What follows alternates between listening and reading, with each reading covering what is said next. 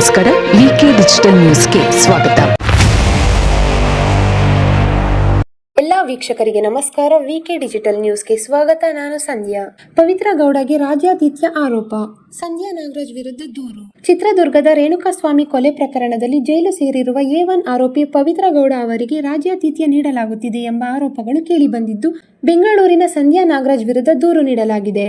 ಮಾಧ್ಯಮವೊಂದರಲ್ಲಿ ಇತ್ತೀಚೆಗೆ ಮಾತನಾಡಿದ್ದ ಸಂಧ್ಯಾ ನಾಗರಾಜ್, ಜೈಲಿನಲ್ಲಿದ್ದ ಅಧಿಕಾರಿಗಳು ಆಕೆಗೆ ಸಹಕಾರ ಕೊಡ್ತಿದ್ದಾರೆ, ಪ್ರತಿದಿನ ಬಾಕ್ಸ್ನಲ್ಲಿ ಊಟ ತಂದು ಕೊಡ್ತಾರೆ, ಜೈಲಿನಲ್ಲಿ ರಾಜ್ಯಾತಿಥ್ಯ ಪಡೆಯುತ್ತಿದ್ದಾರೆ ಎಂದು ಆರೋಪಿಸಿದ್ದರು. ಈ ಹಿಂದೆ ಜೈಲಿನಲ್ಲಿ ಇದ್ದ ಸಂಧ್ಯಾ ನಾಗರಾಜ್ ಪವಿತ್ರ ಗೌಡ ಅವರನ್ನ ಭೇಟಿ ಮಾಡಿದ್ರಂತೆ. ಹೀಗಾಗಿ ಅವರಿಗೆ ಎಲ್ಲ ಸೌಲಭ್ಯಗಳು ಸಿಗ್ತಿದೆ ಅಂತ ಮಾಧ್ಯಮಗಳ ಮುಂದೆ ಹೇಳಿದ್ರು. ಈ ಆರೋಪವನ್ನು ಅಲ್ಲಗೆಳೆದಿರುವ ಪವಿತ್ರ ಗೌಡ ಜೈಲಿನಲ್ಲಿ ಇದ್ದುಕೊಂಡೇ ಪರಪ್ಪನ ಅಗ್ರಹಾರ ಪೊಲೀಸ್ ಠಾಣೆಗೆ ದೂರು ನೀಡಿದ್ದಾರೆ. ಜೊತೆಗೆ ರಶ್ಮಿ ಎಂಬ ಆರೋಪಿಯು ದೂರು ನೀಡಿದ್ದಾರೆ. ಸದ್ಯ ಜೈಲಿನಲ್ಲಿರುವ ಪವಿತ್ರ ಗೌಡ ಅವರು ತಮ್ಮ ಆತ್ಮಚರಿತ್ರೆ ಬರೆಯಲು ಪ್ರಾರಂಭಿಸಿದ್ದಾರೆ ಎಂದು ಪೊಲೀಸ್ ವರದಿಗಳು ತಿಳಿಸಿವೆ. ಇದು ಈವರೆಗಿನ ಸುದ್ದಿಗಳು. ಮತ್ತಷ್ಟು ಸುದ್ದಿಗಳಿಗಾಗಿ ನೋಡ್ತಾ ಇರಿ ವಿಕೆ ಡಿಜಿಟಲ್ ನ್ಯೂಸ್. ವೀಕ್ಷಕರೇ, ವಿಕೆ ಡಿಜಿಟಲ್ ನ್ಯೂಸ್ ಯೂಟ್ಯೂಬ್ ಚಾನಲ್ ಅನ್ನು ಲೈಕ್ ಮಾಡಿ, ಸಬ್ಸ್ಕ್ರೈಬ್ ಮಾಡಿ ಮತ್ತು ಹೆಚ್ಚಿನ ಜನರಿಗೆ ಶೇರ್ ಮಾಡಿ.